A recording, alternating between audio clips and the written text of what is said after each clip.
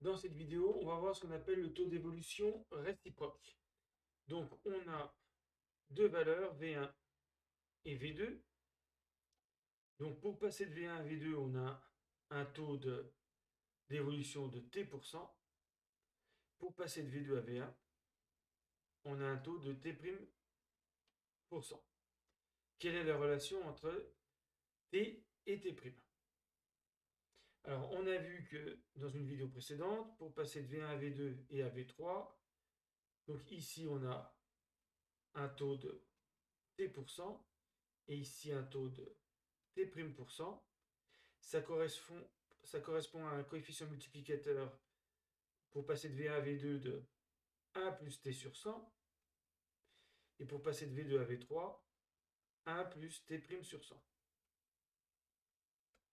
Donc le coefficient multiplicateur global pour passer directement de V1 à V3, on a V3 égale 1 plus T sur 100 fois 1 plus T' sur 100 fois V1. Alors là, on veut revenir à la valeur de départ V1. On veut annuler l'effet de T% avec T'%. Donc, si V3 égale V1, V3 sur V1 égale 1, et on doit retrouver le produit 1 plus T sur 100 par 1 plus T' sur 100. C'est pour ça que si V3 sur V1 égale 1, on trouve cette formule. C'est ce qui va permettre d'inverser le taux d'évolution entre V1 et V2 pour trouver le taux d'évolution entre V2 et V1. Donc, application, une action ABC de 25%. Quel doit être le taux d'évolution pour retrouver le cours de l'action au niveau d'avant la baisse? Alors, on va faire un schéma. Donc, on a une valeur V1, on ne connaît pas la valeur de l'action. On sait qu'elle a baissé de 25%, donc moins 25%. Ensuite, on a obtenu une valeur V2. Ensuite, on cherche T%, ça sera sans doute une augmentation, pour retrouver V1. Donc, on sait que le coefficient global ici, c'est 1. Le coefficient multiplicateur global, c'est 1. V1 fois 1, on retrouve V1. On sait également que une baisse de 25%, alors 1 moins 25 sur 100, voir les vidéos précédentes, c'est une multiplication par 0,75. Il suffit de faire moins 25% plus 1 et on trouve le coefficient multiplicateur. On peut toujours vérifier, par exemple si V1 si l'action c'était 100, 100 moins 25% de 100 ça fait 75, ou 100 fois 0,75 ça fait bien 75. L'action serait passée de 100 euros à 75 euros.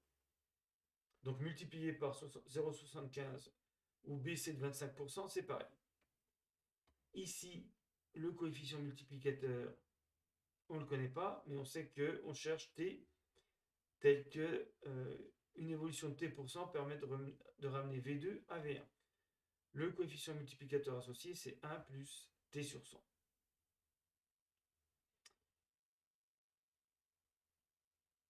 Et donc le coefficient multiplicateur global, c'est 1 plus T sur 100 fois 0,75. Donc on multiplie V1 par 0,75, on trouve V2. On multiplie V2 par 1 plus T sur 100, on trouve V1. Et donc on passe de V1 à V1 en multipliant par 0,75 fois 1 plus T sur 100. Mais comme on ne bouge pas, comme le coefficient multiplicateur global c'est 1, ça veut dire que le produit de ces deux-là, c'est 1. Et donc 1 plus T sur 100,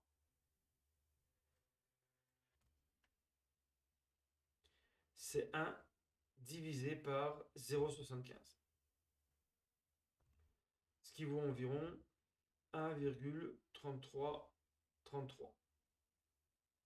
Et donc T sur 100, on retire 1, parce que ça c'est 1 plus T sur 100.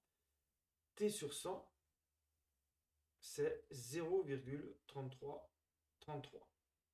En pourcentage, ça fait 33,33%. Et donc pour compenser la baisse de 25%, il faut une augmentation de 33,33%.